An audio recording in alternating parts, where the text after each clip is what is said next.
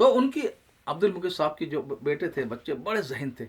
میں نے شروع میں مشورہ دیا اسے اعلیٰ عصری اور دنیاوی تعلیم دلواؤ اور دائی بناؤ. میں کہ دیکھو حافظ پٹیل کے ساتھ گھٹنے سے گھٹنے ملا کر تم بیٹھتے ہو اس لیے نہ کہ تم بہت بڑے عالم بن گئے یا دین کا علم تمہارے پاس آ گیا، اس لیے کہ تمہاری بہت اعلیٰ دنیاوی تعلیم ہے. تمہارا ساتھی جو ہے وہاں بنگلہ دیش میں کوئی جو ہے وزیر ہے، تو کوئی کسی ملک کا ایمبیسڈر ہے، کوئی فوج کا جنرل ہے، کوئی گورنر ہے. اتنی اعلیٰ تعلیم تمہاری. تو ورنہ تم مولوی بناؤ گے تو حافظ پٹیل 50 گز دور رکھے گا ان کو، اس کمرے میں نہیں آنے دے گا 5 نمبر کے مشورے کمرے میں. لیکن بس انہوں نے یہ کہ میرے عالم بنایا، اور عالم بنایا تو کیا ہوا، ان کا بیٹا جو ہے وہ بہائی بن گیا، یعنی ایرانی قادیانی جو بہاء اللہ کو نبی ماننے والا. میں عرض کر رہا تھا کہ عبد المقیت صاحب بہترین یعنی افراد سازی کر سکتے تھے اگر لندن میں بنگالی نوجوانوں کو سنوارتے، ان کی تربیت کرتے، لیکن وہاں جا کر بیٹھ گئے. اب وہاں ڈیوزبرگ میں ایک ماحول بنایا. یہ حافظ صاحب ان کی جہل اہل شورا کیا پورے یورپ کام ختم کیا. مجھے پتا ہے، میں پہلے کہہ چکا، فرانس میں ایسے اجتماعات ہوتے جیسے برصغیر میں ہو رہے ہیں. اتنی جماعتیں نکلتی تھی. آج وہاں کا مرکز میں 3-3.5 آدمی مشکل سے نماز پڑھ سکتے ہیں. ہر جگہ انہوں نے دسترخوان پر لوگوں کو قریب کیا، مال جو انہوں نے جیب بھری اور باقی کو دور کیا. ہر جگہ انتشار. پاناما میں وہاں 17 ملکوں کی جماعتیں بنتی تھی، انہوں نے اپنا دارالعلوم قائم کیا، دوسرے دارالعلوم سے ٹکر ہو گئی، آپس میں انتشار شروع کر دیا، کام ختم. بارباڈوس میں کیا کیا، ہاں دارالعلوم بنایا اور دوسرے علماء سے اختلاف پیدا کر دیا، اور نتیجہ یہ کہ جہاں پر یہاں مشورے میں ہفتے بار مشورے میں وہی جماعت آنے والی وہاں سے بارباڈوس سے ٹرینیڈاڈ سے کون لینے کے لیے جائے گا. اب کوئی جماعت ہی نہیں آ رہی. کیوں کہ ہر جگہ سیاست اور ہر جگہ مال، اور بس جو مال دے وہ قریب، جو مال نہ دے سکے وہ دور. تو یہ سارا پورا یورپ کا کام تباہ کر دیا. یہاں کسی جگہ کون سا کام ہے، صرف لندن میں تھوڑا بہت ہے، اس لیے کہ لندن والوں نے اتنی زیادہ ان کی حافظ صاحب کو حوالے نہیں ہوئی اپنے آپ کو کیا. تو میں عرض کر رہا تھا کہ اس وقت میں جو بنیا پنا اور مال کے اعتبار سے لوگ قابض ہو گئے ہیں اور ہونا چاہ رہے ہیں، یہ اللہ کا بہت بڑا عذاب ہے. تبلیغ کا کام صفات کے اعتبار سے چلے گا. مولانا الیاس رحمۃ اللہ اتنا بڑا دل تھا، ہر ایک کو سینے سے لگایا، جو جہاں سے پہنچ جائے وہ ہمارا ہے، بھائی ہے، اس کو آگے بڑھانا ہے. وہاں پر کوئی ذات پات کی پوچھ نہیں تھی کہ کون سے قبیلے کا ہے، گجراتی ہے غیر گجراتی ہے، کون ہے. تو آج جو کوشش ہو رہی ہے مولانا صاحب کے خلاف، یہ بدقسمتی کی بات ہے کہ یہ کام کو نقصان پہنچا جا رہا ہے. دیکھیے ایک طبیب ہوتا ہے، وہ اپنے مریض کی نفسیات کو زیادہ سمجھتا ہے. ڈاکٹر اسلم کینیڈا کے ہمارے مولانا احمد لاٹ کے طبیب ہیں. ڈاکٹر بڑا انہوں نے شاہی انداز میں رکھا اور لاکھوں خرچ کیا ان پر اور ان کا علاج کیا. کہنے لگے ان کی صورت حال یہ ہے کہ ان کا جذبہ یہ بن چکا ہے کہ مجھے کچھ حاصل ہو یا نہ ہو، بس نظام الدین بنگلے والی مسجد کو ختم کرنا ہے، تبلیغ کو ختم کرنا ہے. حضرت مولانا رابع دامت برکاتہم نے ان کو توجہ دلائی کہ بھائی تم عمر کو اس حصے میں ہو، اب زندگی بھر تم نے قربانی دی ہے، دین کا کام کیا، آخری میں کیا کر رہا ہو تم. لیکن نہیں، ان کا مزاج ضد والا بن گیا. تو میں عرض کر رہا تھا کہ 1965 سے یہ بنیا پنا تبلیغ میں آ گیا. بنیوں نے قبضہ باقاعدہ ایک پورا پلاننگ کے ساتھ وہاں پر کیا ہے. سب سے زیادہ قابل افسوس مجھے ہوتا حضرت مولانا ابراہیم دولہ رحمۃ اللہ علیہ پر، دامت برکاتہم پر. مولانا ابراہیم وہ ہیں جو واقعتاً ولیوں والی صفت رکھتے ہیں، ولی صفت سب سے، بڑی سادگی اور بڑا مجاہدہ، اور زندگی ان کے صحابہ کی طرح موٹی جھوٹی. لیکن حال یہ کہ پتہ نہیں کس نے ان کے دماغ میں ڈال دیا، یہ کیسی شورا، امارت کے بغیر، امیر کے بغیر شورا کا وجود نہیں تاریخ میں، نہ قرآن حدیث میں، نہ 1438 سال میں کبھی کوئی ایسی شورا نظر آئی ہے جو امیر کے بغیر ہو. بس شورا ذہن میں ڈال دیا. اور دیکھیے جب بنیے پنے کا دور نظام الدین میں آیا، ہم تو ہمارے آنکھوں سے دیکھتے تھے، ہم تو تھے وہاں، بینسر تھے وہاں پر، حضرت ساتھ رمضان شعبان سفروں میں بھی رہے ہیں حضرت مولانا یوسف رحمۃ اللہ کے ساتھ. جب یہ وہاں پر آیا تو دیکھا کہ بمبئی کے کچھ مولانا عمر صاحب رحمۃ اللہ علیہ کے کہ جو حاجی صاحبان ان کی قوم کے، جن کا غلبہ تھا بمبئی پر بھی اور گجرات پر بھی اور ہندوستان کے بہت، ایک شریف ٹیکسی والے تھے ان میں، میں مختلف صوبوں میں اور ضلعوں میں ان کے ساتھ رہا ہوں، وہاں پر بڑے بڑے مدرسوں کو محتمم صاحبان، بڑے بڑے علماء بزرگوں کے نسبت رکھنے والے ساتھ میں درجن درجن چلتے تھے، لیکن بیان شریف ٹیکسی والا خود ہی کرتا تھا۔ اور بیان کیا ہوتا تھا؟ کارگزاری۔ میں پیرس میں گیا، وہاں پر گدھا مہنگا ہے اور کار سستی ہے اور اس طرح کی باتیں یہ۔ اب یہ ان میں سے کسی کی اولاد اس تبلیغ میں نہیں ملے گی۔ بمبئی میں ہندوستان کے ہر ضلع کا محلہ آباد ہے، ہر ضلع کے لوگ وہاں پر روزی روٹی کے لیے وہاں پر آئے ہوئے ہیں، کسی کو تبلیغ میں قریب نہیں آنے دیا۔ بس یہ اور 2-3 کچھ مہمانوں کو لیا، مال کے اعتبار سے، اور یہ، اور انہوں نے پورا بمبئی کا کام آج کہاں ان کی اولاد کہاں گئی؟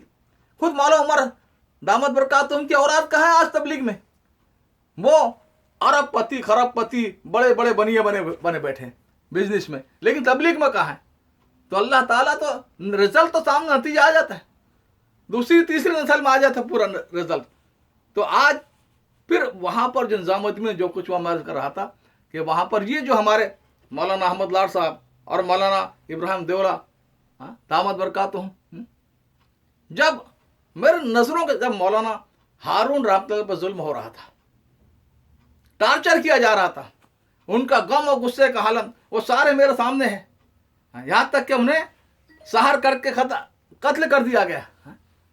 یہ لوگ بچے نہیں تھے، دودھ نہیں پیتے تھے، مولانا احمد لاڈ اور مولانا ابراہیم دیولہ اور یہ سارے لوگ۔ جب مولانا وحید اللہ کو بند کر دیا گیا رحمۃ اللہ کو کمرے میں، اور جو اعلیٰ درجے کے مولانا یوسف کے خاص الخاص سب سے قریب تھے، ان کے بیانات بند ہو گئے، ان کے ساتھ جو ہوا میوات والوں کو جب علیحدہ کیا گیا، حافظ صدیق تھے جو سب کو بڑے، یعنی کہ سب کو مزاج کی چائے بنا کے دیتے تھے اور خدمت میں بڑے، جب میواتوں کے ساتھ ظلم ہوا، جب فضل کریم رحمۃ اللہ علیہ کو دودھ میں مکھی طرف نکال کر پھینکا جانے لگا۔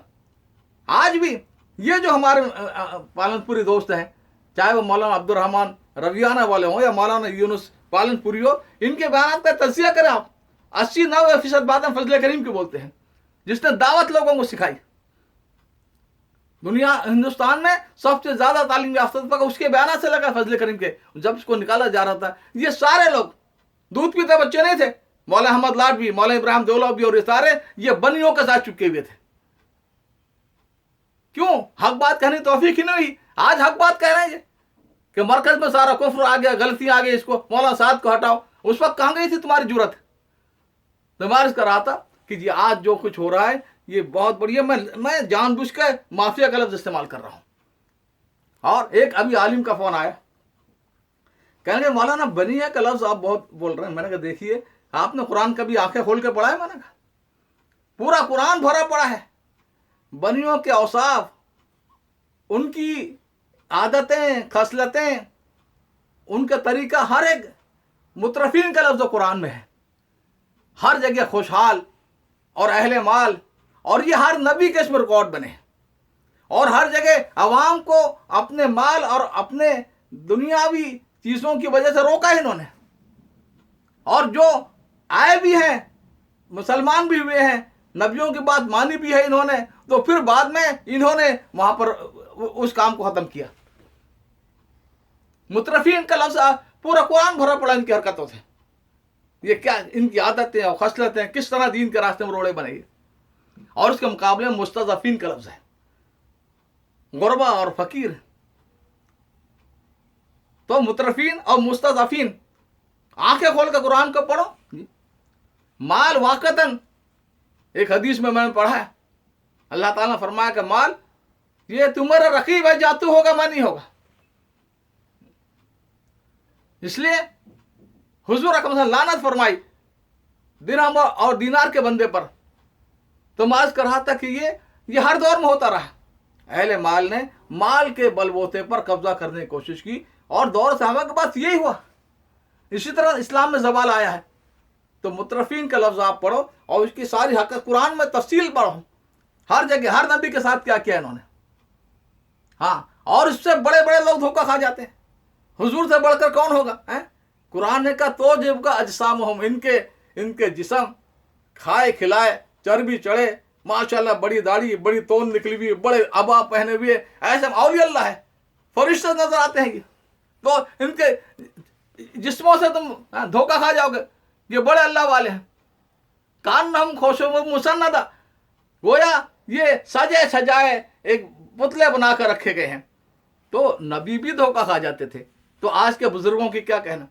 सारे अहलुल्लाह हिंदुस्तान के मैं देख रहा हूं, ये इन बनियों ने उनके पेट में मशकूक माल डाल के खिला खिला के उनकी सिफात खत्म करने की कोशिश की है। याद रखिए, दीन का हर काम जो है वो औसाफ और सिफात पर चलेगा और इल्म पर चलेगा।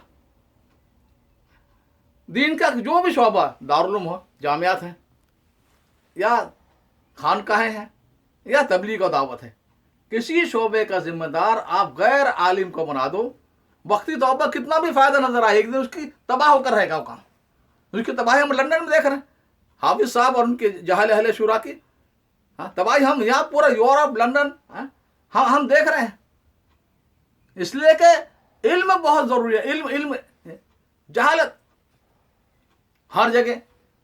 वहां पर बदकिस्मती से रावण में भी ये हुआ कि बड़े उलमा जो थे, सबसे ज्यादा मुफ्ती अब्दुल वाहिद साहब थे, जो मौलाना ज़ाहिदुर राशिदी हमारे रफ़ीक मोहतरम और साथी हैं, उन्हीं की जगह पर है वहाँ पर गुजरावाले में शेरावाली मस्जिद में। बहुत ज़बरदस्त आलिम और मुफ्ती अब्दुल वाहिद साहब हैं, वो है। मौलाना असलम थे मुल्तान के, मुफ्ती ज़ैनुल आबिदीन का इंतकाल हो गया रहमतुल्लाह अलैह, और मौलाना अंसारी। ऐसे उलमा को रायवन में जमने नहीं दिया गया, बस ऐसी हमारी मुआरी साथ पर रखे गए, आज उसका ये भुगत रहे हैं। तो हर जगह अहले इल्म को मैं जानता हूं ज़ाती तौर पर। मैं गुजरात के मदरसों के जो तलबा की तशकील और तरतीब मेरे ज़िम्मे थी। अभी जो असल जो मदरसे हैं वो डाबेल और रांदेर के पुराने मदरसे हैं, वो असल हैं आज भी। अब इन्होंने 2-2 मील पर बड़े बड़े शानदार दारुल बना लिए। लेकिन याद रखो, आज भी काम के अफराद अगर पैदा होंगे, देवबंद से होंगे, मज़ारुल से होंगे, नदवा से होंगे। तुम्हारे चाहे 10 गुना देवबंद से बड़ा बना लिया हो, इससे कोई काम का अफराद पैदा नहीं होगा। ये सिर्फ माल की बुनियाद है, औसाफ की बुनियाद नहीं है, सिफात की बुनियाद नहीं है, तकवे की बुनियाद नहीं है। तो मैं कह रहा था कि इन शोबों में जब गैर अहले इल्म आएंगे तो इस तरह तबाही हो गई, जैसे तबलीग में हम यहाँ देख रहे हैं, लंदन में और यूरोप में। और हुआ ये कि जो बनिया ग्रुप आया, उनमें पहले नंबर हमारे मौलाना पालनपुरी थे सबके, दूसरे नंबर पर हाफिज पटेल साहब थे। ये 2 ही असल थे, तीसरे पाटिया साहब थे, वो इन दोनों के ताबे थे। ये असल ने। अब यहां पर हाफिज साहब को किसी ने अमीर नहीं बनाया था, यूरोप का, अमेरिका का, कनाडा का, पनामा का, बारबाडोस का, ये आज खुद ही बन बैठे, क्योंकि इनके आदमी वहां हजरत मौलाना इनामुल हसन रहता, तो एक तरह कैद में थे इन बनियों की, घेरे में थे। मैं तो समझता हजरत मौलाना इनामुल हसन रहमतुल्लाह की आहें वो रंग ला रही हैं, और उनकी आहें रंग लाई है कि बनियों का सफाया निजामुद्दीन से हो रहा है। तो अब ये हाफिज पटेल को इत्मीनान था, ये जाकर वहाँ लिफाफे चलाते थे वहाँ मुकीमीन में। इनका बेटा अब्दुर्रहमान भी जाकर अभी भी करता है बस लिफाफे पौंडों के हैं। तो मैं अर्ज कर रहा था कि इनको पता था कि मौलाना उमर साहब संभाल लेंगे, और हजरत तक कोई बात पहुंचोगी नहीं पहुंची तो मौलाना संभाल लेंगे। इस तरह आज खुद ही अमीर बन बैठे। इस तरह ये सबसे ज्यादा बदबख्त आज इसाक पटेल है, जानशीन है। ये इन दोनों का आपस में, ये दोनों एक दूसरे कमजोरी को जानते थे, एक दूसरे का माल ही घपले, और एक दूसरे जो सबको एक पता था एक दूसरे का, इसलिए मजबूरी थी हाफिज साहब की। इसको भी किसी ने अमीर नहीं बनाया, फैसल नहीं बनाया, ये आज खुद ही बन बैठा। हमने बयान कर चुका पहले। तो क्या तबलीग इसलिए रह गई कि जो आए अपने माल के एतबार से गुंडागर्दी करके तबलीग का अमीर बन जाए? आज जरूरत है, ये इंग्लैंड है, दुनिया की हर कौम के मुसलमान यहाँ पर हैं, तुर्की हैं, अफ्रीकी सारे मुल्कों के हैं, इंडोनेशिया मलेशिया के हैं, शुमारी अफ्रीका के जो मराकश अल्जज़ार के हैं, सारे मुल्कों के। भाई उम्मत का काम है, सबको लो, रुसूख फिल इल्म वाले उलमा को लो, हाई एजुकेटेड लोगों को लो, ताजिर हर तबके के लोग। ये 4 बनिए बिठा दिए तुमने मजदूर सिफत के। इनका ये एक मसूरों की क्या है, ये लेबर तबके के लोग हैं। इनका बयान, उनका खाना पीना, हर चीज लेबर की सतह